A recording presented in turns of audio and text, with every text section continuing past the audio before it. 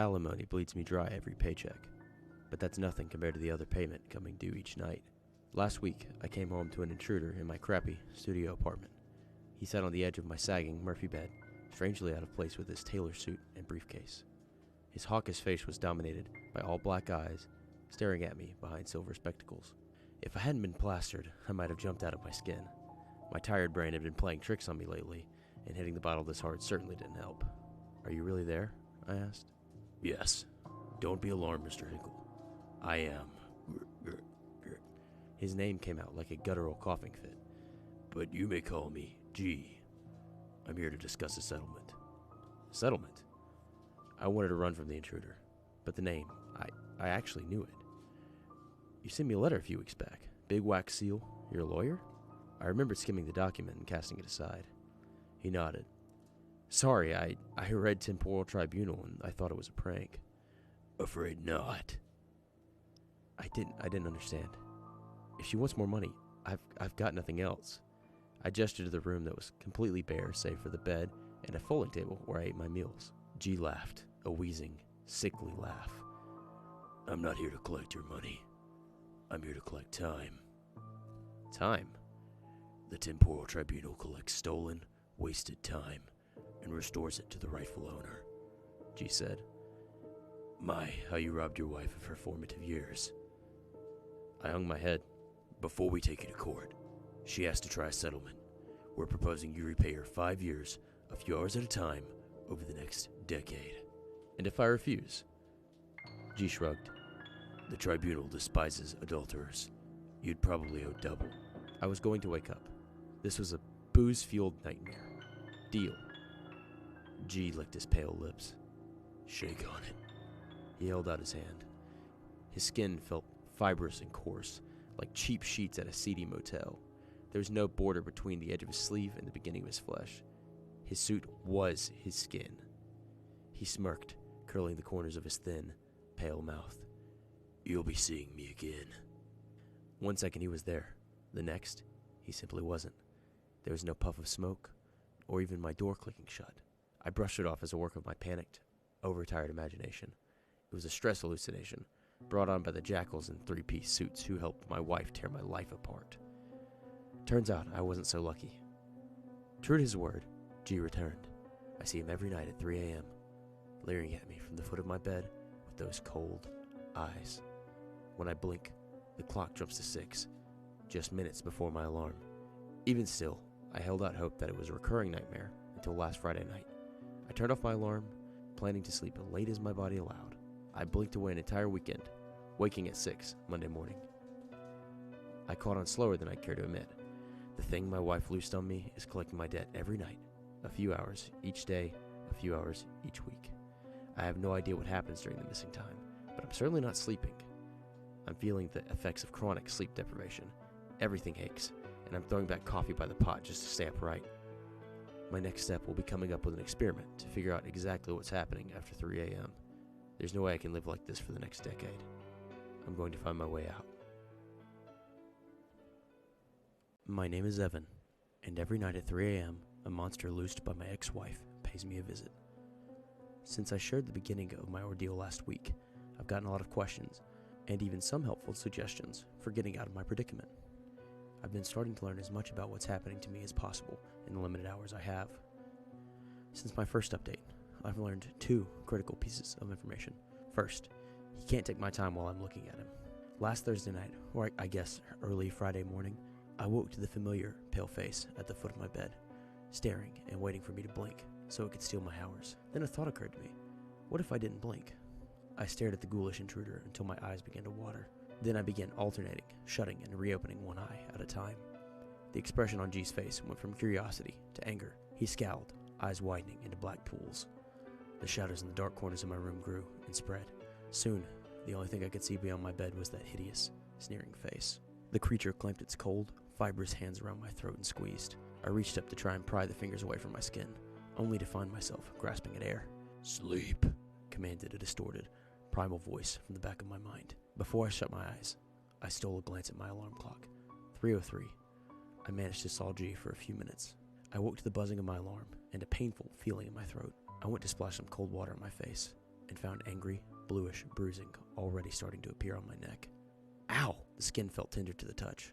There goes my nightmare theory. Second, and perhaps more importantly, I've also learned what actually happens to me during the missing hours, at least from the outside perspective. I thought I was scared to sleep before. Now I'm petrified. Scared the shit out of my friend Jacob, too. His flight back home was canceled, forcing him to rebook from Friday night to Saturday afternoon. I offered to feed his dogs, spend the night, and keep an eye on the place. The deal was a win-win for me.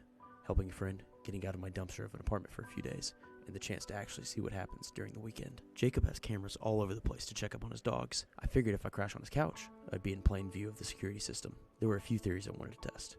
Firstly, was my haunting somehow tied to my apartment? Sure, as far as I knew, G was a supernatural entity, but could he track me to different addresses?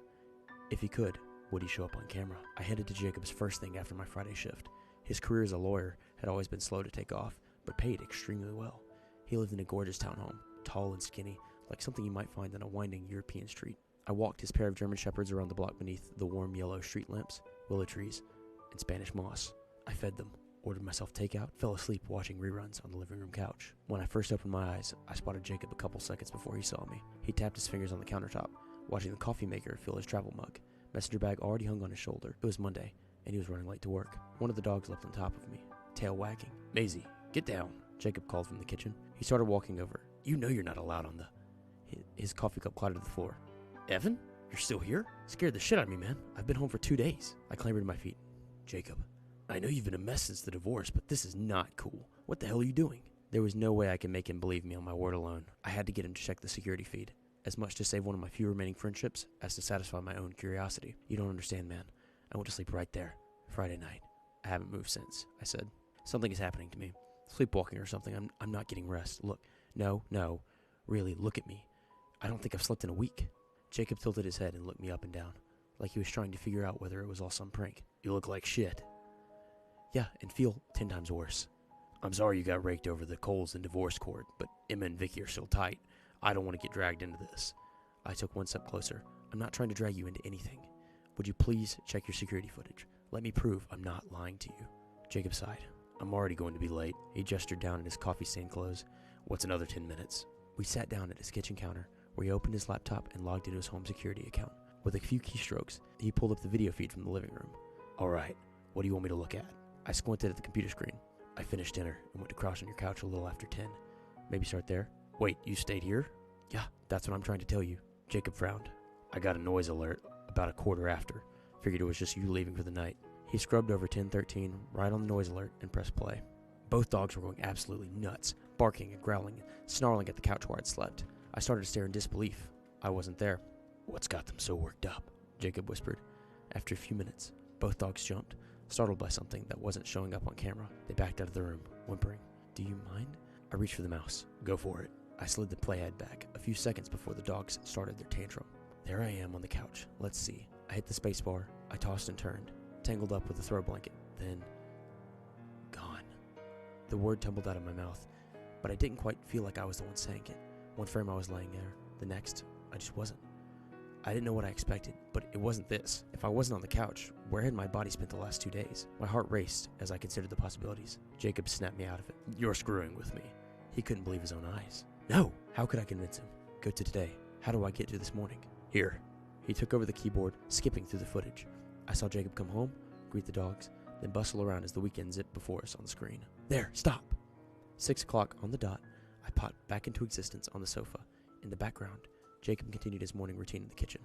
"Did you get Kevin in on this?" I shook my head. "Look at me.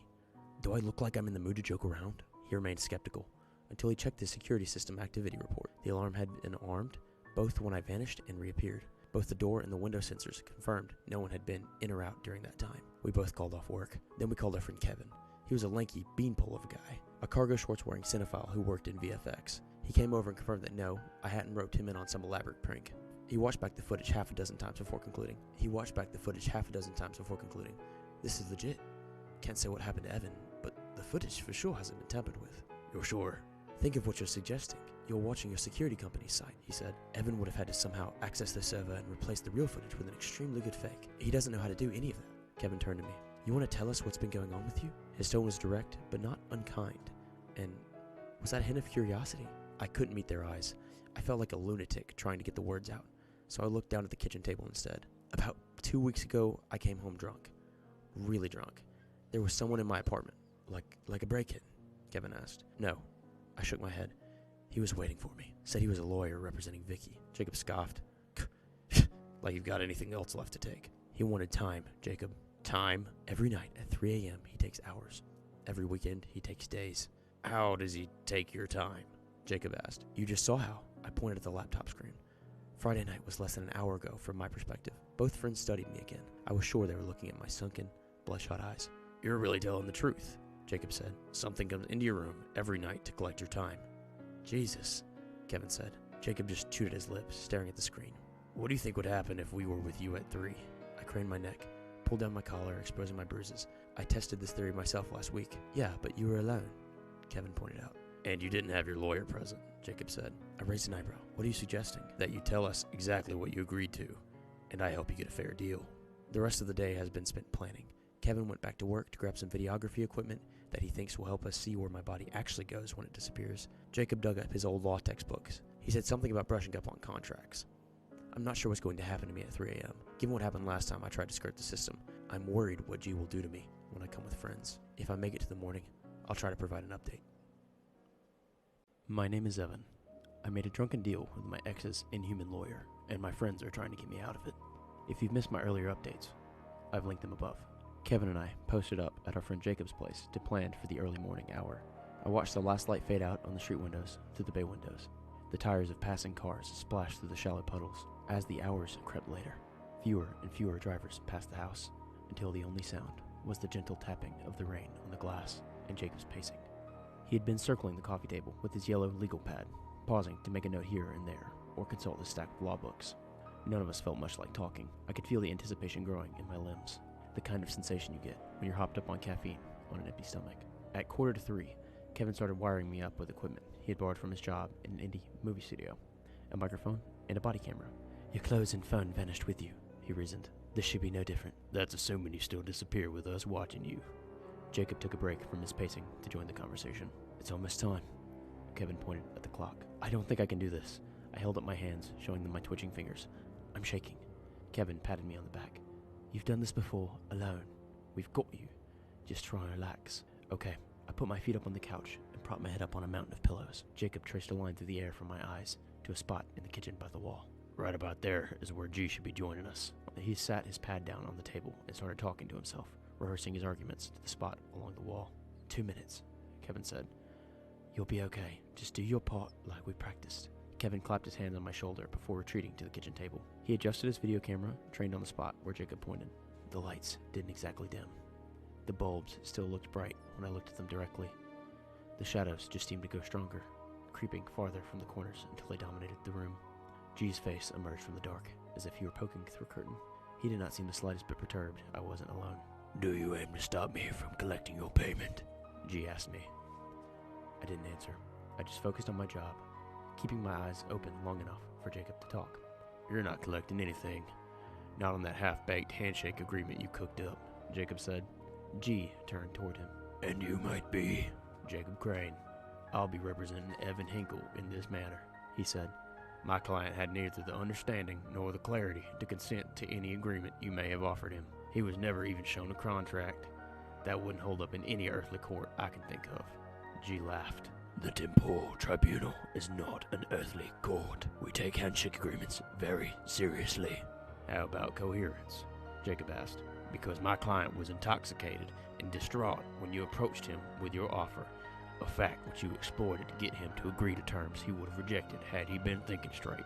What an interesting gambit. G stepped into what little light remained in the room, revealing the rest of his body. I've seen attempts to welch on agreements before, but never hiring a human lawyer to wriggle out for you. My eyes began to water. Jacob ignored the comment. You threatened to take Evan to court, so you have to operate with some kind of magistrate, yes? G scowled, clearly not used to being challenged. He's not exactly what you would see in a mortal courtroom, but yes, there is a judge. Then I demand a hearing. Jacob straightened his spine. I intend to file an injunction to stop all further collection of my client's time until we can work out a proper agreement. G cracked a smile. This should be good. Airtight, hotshot. Let's go see the judge. Right now, Jacob's voice faltered. When else? G sneered. He turned to me. And until I see an injunction, I have every right to continue collecting payment. Close your eyes. He clapped his hands in front of my face. I blinked. G and Jacob were both gone. Golden, early morning light filtered in through the window. Kevin paced around the kitchen table. He jumped in surprise when he saw me. You're back! He rushed across the room and removed the camera and microphone rig from my chest. I looked around. Where's Jacob? He disappeared too. Vanished when G did. And he's still gone? Afraid so. Kevin crossed the room and plugged in the camera to his laptop. Let's see what... Huh? Interesting. Despite my concern for Jacob, my curiosity got the best of me. I got up from the couch and pulled up a chair beside Kevin. He had a video window pulled on the screen. The clip was just black. It didn't work? Oh, it worked. Just not the way we were expecting, he said. The recording looks blank, but it's a little less than 3 hours long. Exactly how long I've been gone. Bingo. It's also not silent. We got audio. Kevin unplugged his headphones and hit play. I'm having a hard time describing exactly what I heard. I'd compare it to the ambient noise a radiator makes, steam passing through hollow steel. It came with this almost inaudible, low-frequency pulse, like an enormous engine chugging along far away. Every few moments, the soundscape would be interrupted by what resembled the rattling breath of a massive, slumbering creature. What the hell is that? I asked. You tell me. I squinted at the screen. Did something move there? Let me see. Kevin rewound the clip and pressed play. There! I pointed. Hang on. Kevin bumped up the brightness as high as it would go. At that level, the screen looked like a night sky full of swirling storm clouds. So the video did work. I was starting to think it wouldn't, Kevin said. She didn't show up on film or video. Jacob snapped back into existence from across us. Jacob snapped back into existence across from us at the table, alongside that hideous, suit-skinned creature. I flinched. Holy hell, Kevin said. Jacob looked shell-shocked and disheveled. Stubble had sprouted along his jawline. His clothes were wrinkled. I finally found the courage to ask. Did it work? Sorta, Jacob said. Then why is he still here? I pointed at the being that haunted my nights. Still here. He spoke in a voice I hadn't heard before. Sir, I don't believe we've had the pleasure of meeting. Most clients call me R. He held out his hand. I shook it, wincing at the feeling of his skin. But you look exactly like your ex-wife's lawyer, he finished. Yes, I understand you humans have a hard time telling us apart. I went into court, ready to get you an injunction, and then I saw the judge. Jacob trailed off, his skin going pale. Mortals are often surprised at the sight of our magistrate, R explained. I took pity, jumped in on your behalf, got your injunction. G won't be taking any more of your hours, at least for now. R will be taking over the case, Jacob explained. Pro bono. I couldn't believe it. You're serious? R pushed his spectacles up the bridge of his nose. G is something of a thorn in my side. Call it a professional rivalry. I'd be happy to bring your case before the court, or negotiate a more equitable out-of-court settlement with your ex-wife. It's ultimately your call. I muffled over the words for a moment. You're my lawyer, right?